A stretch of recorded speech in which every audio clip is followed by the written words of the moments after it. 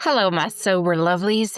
Before we dive in, I'm really excited to announce my group coaching program for women is live, and you can join now. So excited for this because let's be real here. Quitting drinking isn't just about saying no to the glass of wine or booze. It's about what comes after. All the fear, the boredom, the late night anxiety, and the stories you've been telling yourself for years. And that's where my Rewired Sober group coaching program for women comes in. It's only $247. I'm being totally transparent on the price. It's for 3 months, and you'll learn how to shift your mindset, build habits that actually stick, and question the core beliefs that have been keeping you stuck, and find healthier ways to deal with that loneliness and that now what feeling. The best part is you don't have to do it alone. We'll have live group coaching sessions weekly, and there'll be a bunch of women walking through it with you. It's not another cookie cutter sobriety program for mommy vloggers. It's neuroscience meets real life, and it's designed for women to help you not just stay sober, but actually feel good living sober. You can join anytime, and I'd love to see you on the inside. So start today, get instant access. The link's in the show notes.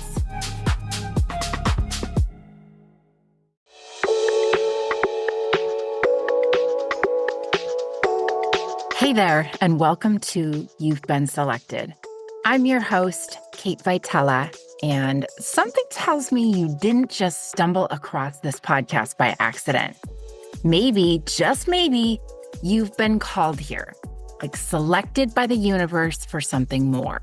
So let's get started.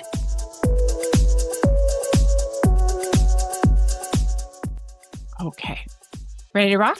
Ready? Okay.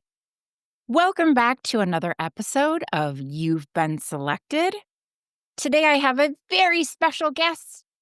A good friend of mine who has been a sober mentor for me through the years, Catherine Just. She is a visual artist and photographer whose work explores what we see and what we sense.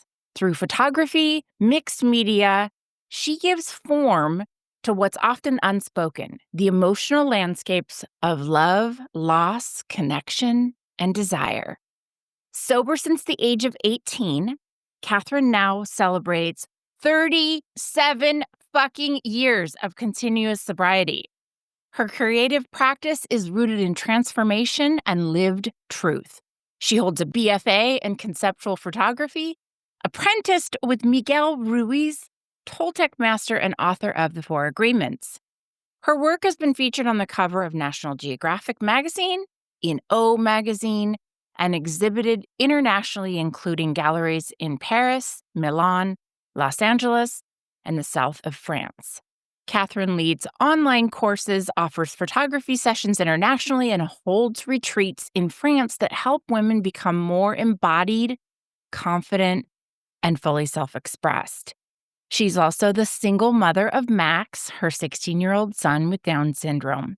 And together, they make work that reimagines inclusion through love, art, and visibility. Welcome, Catherine. Hey, thanks, Kate. I love your bio. I feel like it reads like poetry, Thank you. even though I can't pronounce half the words. you know? So I'm so glad to have Great. you on. I've been trying to keep up with you on social media because you are quite the world traveler these days. Yeah, Yeah, so will you tell our audience a little about you? I will. First of all, Please. thanks for having me on. I love you so much. I'm so grateful for the way that we met and that we just hit it off immediately. It was like, you know how it is. Yep. And Two Catherines in a pod, yeah, like no time has passed every time we get together. for sure. So I'm grateful to be here with you today. And who am I? Like I said, I'm in the bio. I did get sober when I was 18. I had a meth addiction and wanted to kill myself, and I was using meth as my method. And then I had a bottom where I just felt like dying, and I heard a voice in my head that said, "There's more to this life than what you're living," and I listened, and I think that that has literally been the benchmark. Throughout my life, I've been curious about what that voice meant. Like, is this it? Did I do all of this work to get to this moment right here so that Kate and I could have this conversation to maybe help one person that we don't even know who might hear this 10 years from now? I have no idea. But I find that that one sentence, "There's more to this life than what you're living," has created curiosity in me and has kept me sober for this long because, I already know what's on the other side of that other road. I've already been there. So I feel grateful for that. And then I just went into art. I was doing art in high school on meth, and then when I got sober, I didn't know what else to do with myself, so I went to art school and learned how to take my feelings and turn them into something visual, and I have been really interested in that pursuit ever since, and now I teach it, and I because I struggle with self-doubt and self-confidence and not knowing if I'm talented and what the fuck is the point of being here and all of that stuff, I really feel, led to help others get out of that so that they can live full lives and get out of their own way. So, that's the mini-ish version, but and now I was married and divorced, and I do have Max, who has Down syndrome. He's 16 and is off skiing with his dad at the moment. And Aw. and now I'm traveling, like you said, I just got back from Milan. There was a group exhibition I was in at the Milan Photo Fair. There's a gallery here that has invited me to go show in Paris twice, Milan once, and now we're looking into other photo fairs and gallery opportunities, internationally, and it's been life-changing, life-changing. I'm in the middle of a life change. So That's awesome. Aren't we always, though? I mean, yeah, gosh, I feel like y and you said it, every time we get together, which is, like, once a year in real life, if that, it's like no time has passed, and when we see each other online, we have so much to talk about. yes. I love that you shared that story about that voice whispering, and, "There's more to this," or "There's more to life," or and sometimes I feel like that's how the message came across to me, like, "You've been selected," the name of this podcast and so much of my story. And a lot of times I spend asking more questions, than I have answers. Like, "Is this it? Is this what I've been selected for? Is this it, God? Like, just freaking tell me," And I think, those of us who feel called to the personal development space and to helping others and to be creative, we're constantly asking, like, "Wait, is this it? Am I there yet? Did I get it? Did I nail it, God? Tell me. What have I been selected for, motherfucker?" I know. I definitely have that. I get actually, a friend of mine says, "Ask your guides." I'm like, "Where the fuck are my guides? Can you just write it down on a Post-it note and place it in front of me? Like, what is with the signs? Like, I know. I Don't need a I don't need be a so vague. I need yeah, clear direction. I do. I do. I Yeah. feel that hard. Yeah, and I think that I'm still looking through the lens. There's a certain aspect of me that's still looking through the lens of who I think I was in junior high and how I'm perceived, in a similar way, and that's not at all reality. It's not at all what I'm being told is that, "No, that's not ho that's not who you are at all." It's, like, interesting to just step into being Yeah. a talented artist who goes to Milan, who has a thriving business, who yeah, I'm doing that. Like, I don't and it's not ego, it's literally, like, God-given, spiritual, whatever you wanna call it. I'm not really religious, but just that we all get to step into taking up space, God damn it. Yeah, and I love that as a creative, an artist, and, you're a sober mentor to so many of us. It's interesting, we talk about imposter syndrome, and you're so brave in talking about it because you're so, like, unafraid to go there, when I would certainly think someone like you has so many accolades and has so much time in sobriety that you would come on so confident and say, "Oh, yeah, I have this thing nailed. I know exactly what I'm doing. I have no imposter syndrome." But you're so freaking honest about it that you're like, "Oh, no, I still struggle with imposter syndrome." Like, yeah, you're so human, and I totally appreciated that when we met. Thank you. Yeah, I'm teaching a 3-day free masterclass this week. Depending on when you hear this, it's probably past, but it's all about that. Dear doubt, I'm making the work anyway. Like, I all of us have imposter complex. It's just what we choose to do with it. That's the answer. It's not, it's, we gain evidence of the fact that we can handle things over by doing them over many years. Yeah. At least for me, it takes years. And then I'm placed in front of somebody new who I haven't photographed before, I haven't taught before, I haven't whatever it is, that person is new, so I actually don't know. I actually do not know if I can deliver to this person because I don't know them. So that's where I come from with imposter syndrome is like, I I know how it was with these people. What what's it gonna be like here? I don't know. And I don't come to class when I teach, I don't come with notes. I rely on getting out of the way so that whatever needs to come through comes through and I can read or hear or see what needs to be said. But the part of me that is ego is freaking the fuck out, thinking, You don't have any notes. You don't know anything. And I'm like, you know what, honey? We're going to go anyway. Let's see what happens. Yeah, that's so brave. Tell me more about that. The part of you that is ego is freaking the fuck out. Like, that's a T-shirt that I'm gonna make because 'cause I'm, like, 90% ego freaking the fuck out. All of us are. I mean, I think so. My work with Miguel Ruiz was really about paying attention to what my thoughts are and recognizing that I am reacting to my thoughts all day long and thinking that my thoughts are true, period. I think my thoughts are true. It sounds like they're true. I hear it in my own voice. So I've been hearing the same thing for 50 billion years. So of course I have heard that I am a piece of shit so many times. It's a default setting. And I have choice. Once I have awareness of what's happening in my mind, I have choice. And that choice is to to detach from the thought, knowing it isn't who I am, it's just a thought. That's a totally different point of view. I am not the thought. It is a thought is rolling by and I tend to get hooked by my thoughts, have reactions to my thoughts, and then act out all over the place because of what I think is true.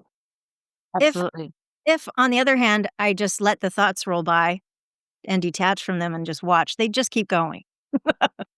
And so it is a practice that I've been doing for 30 years of listening to what I'm saying to myself and asking myself if it's true. And it's never true. It's never ever true. Even when you said the whole idea of imposter syndrome or of having arrived, like what is that? It's all man-made. We made all of that it's all a construct. There is no arriving. What is that? Where? Yeah. We're just having an experience of living. So if I want to, I can keep listening to my thoughts and suffer for the rest of my life and blame the world for why my life is shitty. Or I can look again and take responsibility for the fact that 98% of the reason why I'm suffering is because of what I'm thinking. And that's a game changer for me to actually humble myself enough to realize I'm actually creating the mess I'm in right now because of what I'm thinking. And so imposter complex, all that stuff is there, and I could see it as an ally trying to tell me something that it matters to me. It matters to me so much that I can deliver, that I'm also having all this self-doubt happening, and I can flip it around and say, "Well, let's go see what happens." Like, let's get curious. Why not Yeah. why not just go in there, and if I fail, what does that even mean? I can't learn anything unless I try to do the thing. So I've had 10,000, not 10,000. I'm a little sarcastic, but I've had a lot of art shows. And I feel like this last art show that I just was in was my first time actually rising up to meet my artwork where it actually is and to feel like I belonged in this very high end art fair that I was one among everybody else. I wasn't beneath them, I wasn't above them, and I knew it. I was legit, and I didn't have to prove it to anyone. It was just inside of me, and that's also a construct, I realize that, but it felt different than coming in with the usual story, which is I'm not enough and I hope they like it. Like whatever I'm thinking, I'm projecting on everybody else. So this time it didn't, it was a completely different experience. And it's because I've been doing work for, like it could have happened 10 years ago, but I wasn't in a space to step fully into that yet. That's fascinating because I remember last summer going to see your exhibit in downtown LA, and it seemed like you were pretty confident when I walked into that room. I mean, I was mesmerized by the photos and the story that they told and the stories that I was telling myself in my head. That whole thing was so mesmerizing for me. But I felt like you were working the crowd in a sort of humble way, like, "Yes, welcome to my humble show." I mean, the best part about it was Max running around telling everyone, "Hi, I'm Max, this is my mom's show." Like, I'm sorry, that was awesome. But what kind of internal shifts have you made from then to now? Because do you think it's just LA to Milan? Was it Milan that you were there?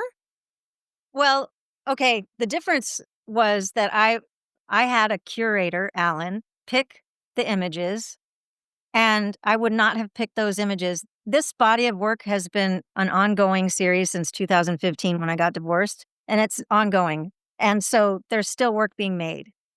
Um, and this selection of images, I'm in love with them. We put them on Twine, which is very much me with the clothespins. Like I felt very confident and comfortable with what was showing. And I knew everybody at the opening. I'd never had an opening like that. I felt overwhelmed with the love and the celebration and people flying in like yourself to celebrate me. I was like, okay, this is incredible. And I felt like I did step into receiving that. Like Yeah. that really, really good to me. I felt solid. And going to Milan, I had somebody that I highly respect, who's a best friend, one of my best friends, printing a print for the show. And the way that he handled my work was elevated. It took him 10 prints to get it just right. And I'd noticed the difference. He would put on his white gloves. He treated it with respect. It was just another level of professionalism and respect that I wasn't having with my work. And I felt like I'm gonna get emotional. I felt like I owed it to him to treat my work and myself with as much respect as he did, and I rose to the occasion in a way that I never have before.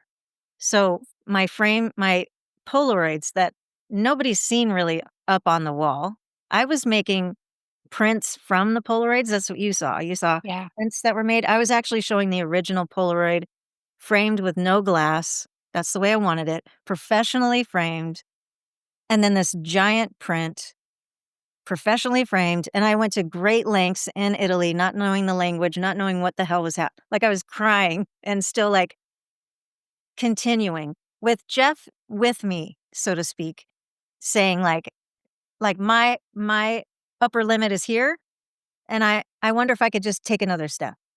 I wonder if I could just take another step. I bet I could just take another step." And so doing that for the week I was there brought me up to meet myself where I didn't know I was able to. I didn't know I was able to do the things that I did to get my work to that professional level and see it and know it. Like I knew it. I've never had the experience of looking at my work and going, "Oh, I did that." Not just make the work, but all the crap that you have to do to have a show, the tedious perfectionism, all the I just sort of like, "It's fine." Like, I'll just, th sort of do it well-ish, Ish. but this was next level. This was next level, and I know it. Oh, I love that. I love that concept that someone treated your work with so much reverence that it sort of mirrored that back to you and showed you how you could see yourself. And I get that from a creative's perspective, even from speaking and doing this podcast and showing up on social media. It's like you step a little bit higher, you get a little bit braver, your self-concept goes a little bit higher.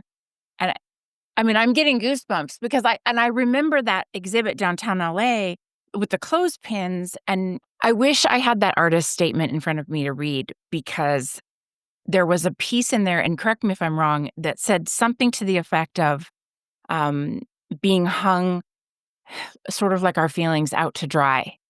The last line was like, "I'm bringing it up and out so that" yeah, it was being hung out to dry, basically.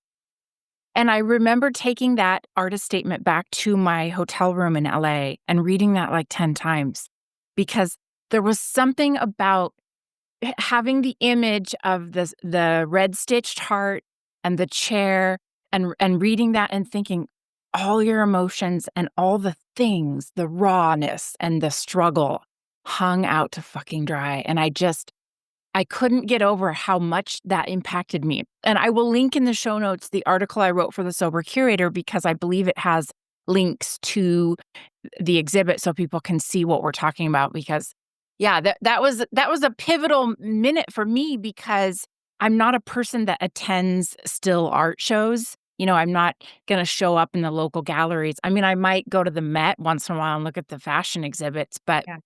that was one of the first times, and I think because I know you and I know some of your backstory, I was also so proud of you for Oh, just owning that. Like, that takes balls. thank you. Dude, I just called you dude. But I learned how to talk in AA. Like, Yeah, AA is all we had back then. yeah, I got sober in 1987, people. And yeah, so, like, that's normal to me to be able to just share it with no attachment to the story anymore. I'm just sharing a thing that happened like everybody else. Like, I don't feel any. I mean, I think we all suffer a bit from terminal uniqueness, but in this case, I already know that I'm not the only one. I know yeah. that I've been doing this work a long time. So I personally don't have that like, "Oh my god." And also on top of it, I do in that I wanna be received for the art in a like to have a I want people to see it and have a positive experience of my work and not laugh at it. Oh, There's that. for sure. But the stuff that it's about, I just feel is kind of universal. I wanted to go back to a minute because I'm sure that my listeners, all 5 of them, are curious about Miguel Ruiz. To casually drop, "Well, I worked with him," that guy that wrote that book, The Four Agreements. If you'd go back to that, how you guys met and how you and what you took away from that, because 'cause you're still in his life to some degree, I imagine. Somewhat. I mean, yeah. I tag him all the time and they tag me. His sons and I consider them family. So we're always talking on social media and we love each other so much. And Miguel is just I call him in if you know what I mean. Like if I'm meditating and I close my eyes, I call Miguel in and then he's with me. So I don't really need to and I could call him, but I don't Yeah. need to. Um, I already feel like I know what he would say, Yeah. which isn't much. Uh So, I met Miguel I had 10 years of recovery, and I something happened in an AA meeting that made me say, "I'm not coming back here, I'm not safe." And I never talk about it, and Holly Whitaker, she encouraged me to say it out loud, and I maybe have said it twice, but to put it in a book that I'm writing about what happened because it was a pivotal moment, but it got me, to a place of feeling like I'm not sure I wanted to live anymore because AA was the only thing that I only hung out with people that were sober. I didn't hang out with anybody else because they told me in treatment, "Don't like, stay away from slippery people, places, and things," and to me, Yeah. it was everyone. Yeah. And Yeah. so I just didn't. And so leaving AA was like, well, if I'm not hanging out with them, I'm not hanging out there's no one. I am nowhere. I'm in, like, purgatory. And then my boyfriend, broke up with me, and I was like, "Fuck this shit. I'm out." And then my friend who had been going to these workshops, Toltec workshops, said, "Well, I know that you have nothing better to do. Why don't you come?" And I no, for months and months, I was telling her to, you know, "Thank you for telling me what you think I need. Yeah. Yeah. Run along." But then I was in this place of on my knees basically, and I went, and what I heard in that first meeting, I didn't really understand what they were talking about, but I felt like I was home. And so I stayed and I asked this woman that came out, she was apprenticed to Miguel and she would fly out to Portland from San Diego or LA and teach every month. And so I just started going. And that was my introduction to the idea that I'm causing my suffering. It's not anybody else. And that was a hard pill for me to take because I was pretty convinced that if my parents didn't like, I would yell at Miguel about it, like, "You have no idea what happened to me." You know, there have been some boundaries crossed, let's just say, and, um, and disrespect of my body, my person, my everything. Any kind of abuse you can think of, yes. So how dare you? And over years of time of working on the Toltec path with Miguel, I learned the truth of it, that people do things, but it doesn't mean anything about me. It means something about them, and I don't have to carry it with me for the rest of my life, and I don't. And and I do. Like, I still visit stuff around my parental unit, so it's, like, the hardest one for me to just Yeah. let go of. But, it's also a coping mechanism to keep myself feeling safe to hold on to that shit. So I give myself a lot of grace around I don't like the word grace, but I give myself a lot of room, elbow room to not beat myself up about how long it takes me to stop suffering. And so that's how I met him was because I was on my knees and wanted to die basically in another way and Yeah.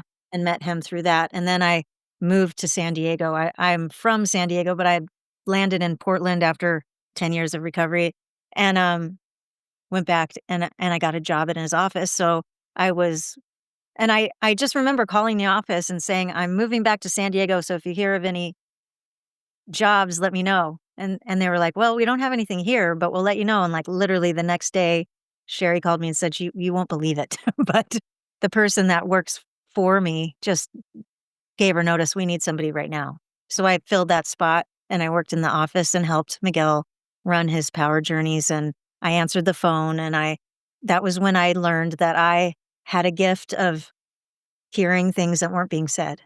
Yeah. But they say, when the student is ready, the teacher will appear. Yeah.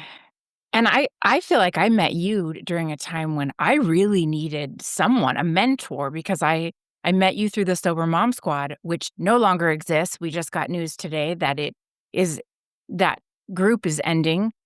And I was probably one of the only women that I knew that had even a couple years of sobriety at the time. So I was really looking for someone who had some long-term sobriety, and I met you through that group. And speaking of what you were talking about, one of the things that I remember about meeting you in the beginning was you would say, "I'm gonna love myself no matter fucking what, and I'm gonna stay sober no matter fucking what." So I was wondering if you could explain kind of where that came from, the genesis of that. Yeah, I am fascinated with psychology and the subconscious and how it works and that we can actually change our mind on a subconscious level and then have a totally different experience of who we think we are and what we think is possible. And so I started to get certifications in subconscious reprogramming techniques more recently than everything else. And EFT tapping, emotional freedom technique, was one of them. And Yeah. I would I teach classes online on Zoom, and so I would have this group of people in front of me, and I would do EFT tapping as a beginner, like the start of every class, just to help us get centered and release anything that was no longer serving us that we needed to get rid of. And what they taught you in this particular lineage of EFT tapping was, uh, even though I'm feeling X, Y, and Z, I still love myself anyway. And I would say that and think, this is bullshit. Don't feel that. And so I was doing EFT tapping and I was looking at the people in the room and I was just saying, you know, even though I feel self doubt and worry and all these things, whatever, I still love, honor, and respect myself no matter fucking what. And my whole body was like, I could feel it just then. I feel it so deeply. My whole body just had goosebumps and the crowd started laughing. So Yeah, yeah, I was able to disrupt a pattern. That's what we're trying to do anyway. We're tapping on meridian points. yeah, While we're saying these things, and it's doing work on a subconscious level, whether we know it in our minds or not, it's doing the work anyway. And so I started saying that, and it started to have a ripple effect in my classes. People couldn't wait for me to say it. And then it became a mug and a hat and a shirt yep. and a saying. And I would say, I went to TLC, another online sober platform and I shared my story and I mentioned no matter fucking what, and that I stay sober no matter fucking what. It doesn't like no person, place, thing, situation, heartbreak, no dude is taking my recovery away from me. That's a joke to me, no matter fucking what. Nobody. Not even myself. I can't even talk myself into no. And somebody tattooed it on their arm, NMFW. And I thought, ooh, I need to get temporary tattoos made ASAP. But it was kind of a game changer for me to start saying it in meetings too, because it was helping people just grab onto a something that was true for me in treatment. They teach you that. Like, don't let any person, place, thing, or situation take your serenity away. It's in the big book of Alcoholics Anonymous. But I was saying it on another level, like, not only am I going to stay sober no matter fucking what, but what if I actually loved myself no matter fucking what? Like, that is next level to me. That is really the work. It's not whether I stay sober or not. Can I love myself no matter what I do, no matter what I think of myself, no matter my bank account Yeah. number, or if I'm in a show or not in a show, or if my hair looks good or not, or if the dude likes me or breaks up with me or cheats on me, or can I still love myself? Where am I getting my worth and value from? It's usually from external places. And can I turn that onto myself? And that's really how it's continued to live in my, everybody knows me as the gal, the NMFW gal. I have stickers and all the things. And I talk about it a lot because I think it's important to remember. Yeah, and if you don't say the word "fuck," then, I mean, it just doesn't feel real, so And Miguel would say, when I was working with Miguel, we didn't cuss. And then when I started to cuss again, I felt it and it felt bad. Um, and so over the years, I've grappled with the energy of words, Mhm. but, and, and I've chosen to be a person who uses this very strong word to make a point about how much I love myself. And I think that's where I'm at today with using words. And basically, we're casting a spell with our words. So I'm choosing to use a swear word toward like I'm saying yes to loving my it's a very strong statement. And I love that. Yeah, yeah, I grappled with that too when I started this podcast. I said I was gonna try not to swear too much so it wouldn't be like a rated, explicit podcast, but then there were times I felt so strongly about things that the swear word felt so much more authentic than me trying to figure out a substitute. And so when I swear, it's like, okay, that's the word that I meant, so I'm just gonna go with that. I'm not trying to be a trash mouth because sometimes with swearing too much, you just lose your whole validity and your Yeah. point. I'm not up here to just raise a ruckus, but there are times when the only word that will Yeah, suffice is a four-letter word. it's true. Yeah. Yeah, there was a Christmas I bought my mom and my sisters the NMFW coffee mugs. So, yes, those coffee mugs are in circulation, but that was something that was helpful for me in early sobriety, just and recently, as recent as, like, I don't know, 6 months ago, we had a conversation on the phone about a boy, and you were like, "He's not gonna take my sobriety? Like, this breakup is not gonna throw me? I'm gonna go." I think you were going to a speaker meeting that night, and you were like, "Of course no one, no matter fucking what." And I was like, "Yes, that is it. That is your brand." Yeah, I do see it often that people will give their I saw it early, we're all young. I was young. I was a youth in recovery and watching everyone give their recovery away to some dumb dude or dumb woman. And I use that loosely, not dumb, but like somebody who hurt them and that they were then going to go ahead and hurt themselves even more. And some Yes, of them didn't make it back. Like you're giving your power away to this person. Like the most powerful thing you could do is not give them that knowing that they hurt you that much by actually staying sober anyway. Like that's the most powerful thing you could do. So absolutely. The episode that, dropped today was about how to stay sober when your partner still drinks, and one of the things that I emphasized on that is, this sobriety is yours. This belongs to you. No one takes that from you. It's up to you. No one can sabotage you, break it for you, take it from you. You're not going to give that away. That take pride in what is yours, and that is the battle that you fought to get and stay sober. You are not gonna fucking let someone take that from you. No, or even just the not wanting to be different. The just wanting to be like everybody else, just wanting it to be easier. So, drinking with your partner seems easier, but it's not. Like, the consequences, but I don't have that. I mean, I have been dating somebody who drinks every night at dinner, and it's, like, bizarre. It's bizarre to me. So, it's just not in my it's not what I do. Yeah, and someone with as much sober time as you have, though, I imagine you're able to navigate that without it, being too jarring. No, it's bizarre because I don't Yeah. need to do that, but, yeah, it has no effect on me except to watch what it does to somebody else because 'cause I'm super sober. So, Mhm. I just observe, and I can't say anything to anybody else about their drinking. That's not my job unless they ask me. Yeah, I don't care what other people do. I mean, I say nothing in front of people. I don't mind being around people who drink. It's not my first choice, like, to go to a bar and belly up just so I can watch people drink. Yeah. But, I mean, if there's an event I'm at or something, I don't care, Yeah, I you don't know? care. But, yeah, like you said, watching people disintegrate, watching people change who they are, that glossy look that goes over their face when you know they've left the building, Yeah, but they that's haven't left yeah, the bar stool. yeah, that yeah, I feel like an alien creature. When people start drinking, I just wanna leave because 'cause I'm bored, you know? Yes, I'm bored. I am too. Same. And, so I wanna also circle back to the work you're doing now in the creative workshops. The messaging of, quit doubting yourself, put your work out there.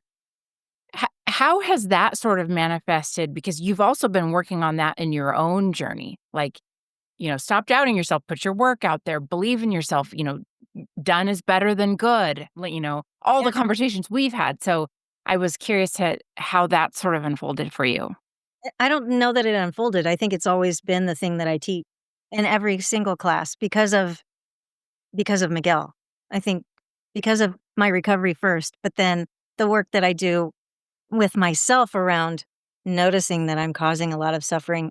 I'm creating a very small life for myself because of what I think is true about myself.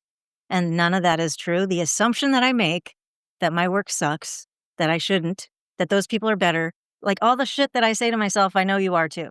Like that's it. I know that all of us are having a very similar but different conversation about how we shouldn't be here. We're not that good. We don't have talent. What's the point? Um, is universal, and there's a way out, and I think that that's deeply my purpose here, and it's my work.